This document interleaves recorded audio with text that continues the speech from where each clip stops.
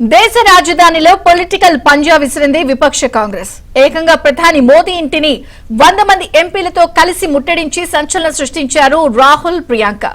3.5 గంటల హై డ్రామాతో యావత్ దేశం దృష్టిని ఆకర్షించారు. రాహుల్ తో రాయబారం నేర్పిన కేంద్ర మంత్రి మంత్రాంగం విఫలమైంది.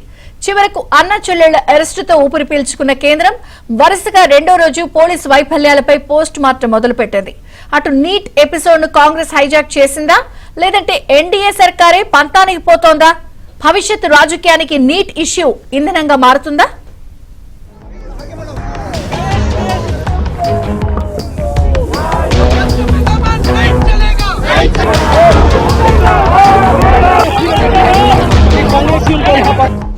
ఢిల్లీలో వరుసగా రెండో రోజు హైటెన్షన్ వాతావరణం. అత్యంత భద్రత ఉండే లోక్ కళ్యాణ్ మార్గ్ లోని ప్రధానమంత్రి నరేంద్ర మోదీ నివాసాన్ని ముట్టడించింది విపక్ష కాంగ్రెస్. లోక్సభ, రాజ్యసభల్లో విపక్ష నేతలు రాహుల్ గాంధీ, మల్లికార్జున ఖర్గే సహా 100 మంది కాంగ్రెస్ ఎంపీలు నడి రోడ్డుపై బైఠాయించారు. నీట్ పేపర్ లీక్ వ్యవహారంపై విద్యార్థుల ఆందోళనలు, నిరాహార దీక్షలు కంటిన్యూ అవుతున్న వేళ కాక్రోచ్ జనతా పార్టీ, సీజేపీకి మద్దతిస్తూనే సొంత ఎజెండా అమలు చేస్తోంది కాంగ్రెస్. మోదీ సర్కారుపై మరింత ఒత్తిడి పెంచేలా వ్యూహం అమలు చేసింది. మెరుపు ధర్నాకు దిగింది.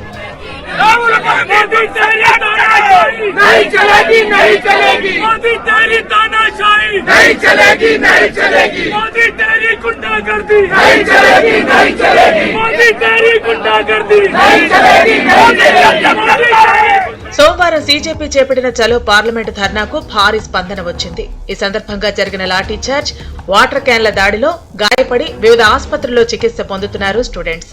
ఢిల్లీలోని ఆర్ఎల్ఎం ఆసుపత్రిలో చికిత్స పొందుతున్న బాధితులను పరామర్శించారు కేంద్ర మంత్రి జేపీ నడ్డా. ఆ వెంటనే రాహుల్, ప్రియాంక గాంధీ సహా పలువురు కాంగ్రెస్ ఎంపీలు కూడా వెళ్లి పరామర్శించారు. ఇక్కడే అసలు ట్విస్ట్ ఇచ్చారు రాహుల్ గాంధీ.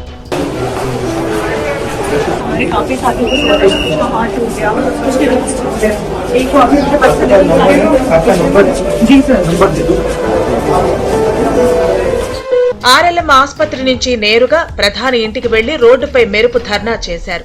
అత్యంత భద్రత ఉండే నరేంద్ర మోదీ నివాసం ఎదుటే బైఠాయించారు. పీఎం ఇంటి ముట్టడికి వెళ్లే విషయాన్ని నిఘా వర్గాలకు ఏమాత్రం లీక్ కాకుండా చాలా జాగ్రత్త పడింది రాహుల్ టీం. పీఎం ఇంటి ముందు నడి రోడ్డుపై కూర్చున్నారు రాహుల్, ప్రియాంక, ఖర్గే. చేతులకు తాళ్లతో సంకెళ్లు వేసుకుని నిరసన తెలిపారు. నీట్ లీకేజీకి నైతిక బాధ్యత వహిస్తూ ప్రధాని, విద్యాశాఖ మంత్రి ధర్మేంద్ర ప్రధాన్ రాజీనామా చేయాలని డిమాండ్ చేశారు. ఇదే సమయంలో కాంగ్రెస్ అనుబంధ సంఘాలు, విద్యార్థి సంఘాలు కూడా తరలివచ్చాయి. ఆందోళనకారులను అడ్డుకునేందుకు పోలీసులు విశ్వ ప్రయత్నాలు చేశారు. ఈ సమయంలోనే ఢిల్లీ పోలీసులతో వాగ్వాదానికి దిగారు కాంగ్రెస్ ఎంపీలు.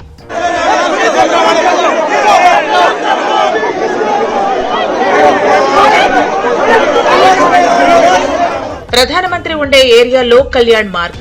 ఇది హై సెక్యూరిటీ జోన్. ఇక్కడ ఏకంగా పీఎంకు, కేంద్రానికి వ్యతిరేకంగా ఆందోళనలు చేయటం ఇటీవలి కాలంలో బహుశా ఇదే మొదటిసారేమో. ప్రభుత్వ వ్యతిరేక ఆందోళనలన్నీ జంతర్ మంతర్ వద్దనే పరిమితమవుతాయి. సోమవారం ఏకంగా పార్లమెంటు ముట్టడికే యత్నించారు సీజేపీ నాయకులు, విద్యార్థులు. మంగళవారం మోదీ ఇంటి వద్ద రాహుల్, ప్రియాంక చేపట్టిన ధర్నా రాజకీయంగా సంచలనం సృష్టించింది. నీట్ నిర్వహణలో అవకతవకల ఎపిసోడ్ గత కొన్ని నెలలుగా కంటిన్యూ అవుతోంది. లోక్సభలో విపక్ష నేత అయ్యాక రాహుల్ గాంధీ విద్యార్థుల సమస్యలపై గళం ఎత్తడం ప్రారంభించారు. నీట్ పై గత పార్లమెంటు సమావేశాల్లో లోపల మాత్రమే పరిమితమైన కాంగ్రెస్ నిరసనలు, ఆందోళనలు ఈసారి వీధి పోరాటాల దాకా తీసుకెళ్లటంలో సక్సెస్ అయింది. ఇప్పుడు ఏకంగా పీఎం ఇంటినే ముట్టడించడం అంటే మామూలు విషయం కాదు. ఇది ఒక రకంగా ఎన్డీఏకు వ్యతిరేక సంకేతంగా విశ్లేషిస్తున్నారు. నీట్ పై జరుగుతున్న పరిణామాలు కేంద్రానికి పెద్ద సవాల్గా మారాయి. రాజకీయంగా బీజేపీ సహా ఎన్డీఏ పక్షాలకు కూడా కాస్త నెగటివే. ఎట్టి పరిస్థితుల్లో విద్యాశాఖ మంత్రి ధర్మేంద్ర ప్రధాన్ రిజైన్ చేయాలనే సింగిల్ పాయింట్ ఎజెండాగా ఇన్నాళ్లు కాంగ్రెస్ ఆందోళనలు, డిమాండ్లు నడిచాయి. ఇప్పుడు స్టూడెంట్స్ కు పీఎం మోదీ క్షమాపణ చెప్పాలని, ఎన్టీఏను ప్రక్షాళించాలనే డిమాండ్లు ఒక రకంగా కేంద్రాన్ని ఆత్మరక్షణలో పడేసేలా కాంగ్రెస్ వ్యూహం అమలు చేసిందని భావిస్తున్నారు. అయితే తమ నిరసన ఈ ఒక్కరోజు కాదని, నిరంతరం కొనసాగుతోందని, నీట్ వ్యవహారంపై ప్రధాని సభలో స్పష్టంగా సమాధానం ఇవ్వాలని డిమాండ్ చేస్తున్నారు కాంగ్రెస్ నేతలు. यस, आज तो जैसा कि मैंने कहा, विपक्षी एकता और एकजुटता दिखाई दी बड़े ताकतवर तरीके से, प्रभावशाली ढंग से। हमारी मांग तो यही रही है और हम मांग करते रहेंगे कि गृह मंत्री का एक बयान हो, उस पर विस्तार से चर्चा हो, शिक्षा प्रणाली को लेकर, परीक्षा प्रणाली को लेकर, दिल्ली पुलिस द्वारा जो छात्रों पर अत्याचार किया गया था, कल उस पर चर्चा हो और शिक्षा मंत्री का इस्तीफा ली जाए। పీఎం ఇంటి ముందు మెరుపు ధర్నాకు దిగిన కాంగ్రెస్ చీఫ్ ఖర్గే రాహుల్ బృందం వద్దకు దూతగా కేంద్ర మంత్రి జితేంద్ర సింగ్ వచ్చి చర్చలు జరిపారు. ఈ సందర్భంగా కేంద్రం ముందు 5 డిమాండ్లు పెట్టింది కాంగ్రెస్.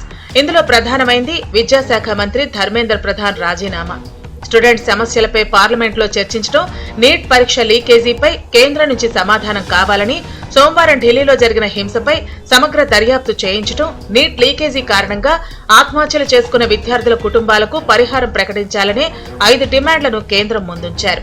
ఇవాళ మేమందరం కూడా అడిగేది ఒకే ఒకటి, పార్లమెంటు వేదికగా రాహుల్ గాంధీ గారినైనా ప్రతిపక్ష పార్టీలకైనా అవకాశం ఇవ్వాలి. నీట్ పరీక్షల విషయంలో కానీ, రామజన్మభూమి రామాలయం ఏదైతే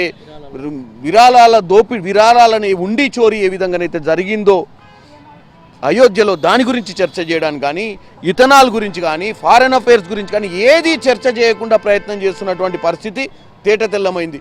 కాబట్టి ప్రజాస్వామ్యంలో నరేంద్ర మోడీ గారు కొత్తగా ఇక్కడ ప్రధానమంత్రిగా, అంతకుముందు కూడా చాలామంది ప్రధానమంత్రులు, వాజ్పేయి గారు ఉన్నారు, ఇందిరాగాంధీ గారు ఉన్నారు, మన్మోహన్ సింగ్ గారు ఉన్నారు, నెహ్రూ గారు ఉన్నారు, రాజీవ్ గాంధీ గారు ఉన్నారు. ఎప్పుడు కూడా ప్రతిపక్షాలను ఈ విధంగా తొక్కి పెట్టలే.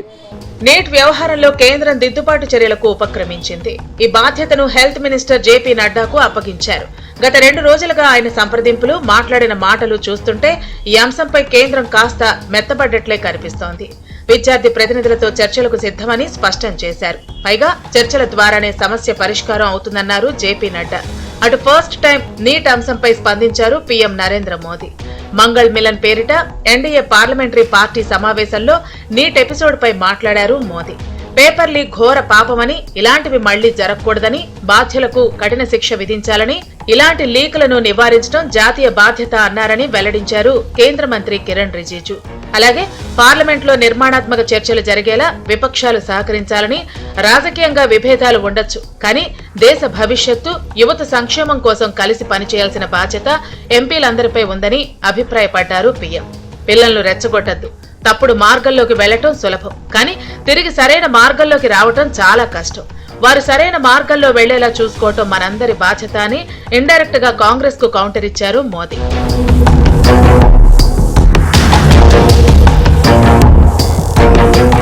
ఉత్తరప్రదేశ్, పంజాబ్ సహా వివిధ రాష్ట్రాల అసెంబ్లీ ఎన్నికలు త్వరలో జరగనున్న వేళ విద్యావస్థలో లోపాలు, నిరుద్యోగ సమస్య, పరీక్షల లీకేజీలు ఇవే ప్రధాన అస్త్రాలుగా చేసుకోనుంది కాంగ్రెస్. వాస్తవానికి నీట్ లీక్ అవకతవకలపై సీజేపీ ఉద్యమించింది.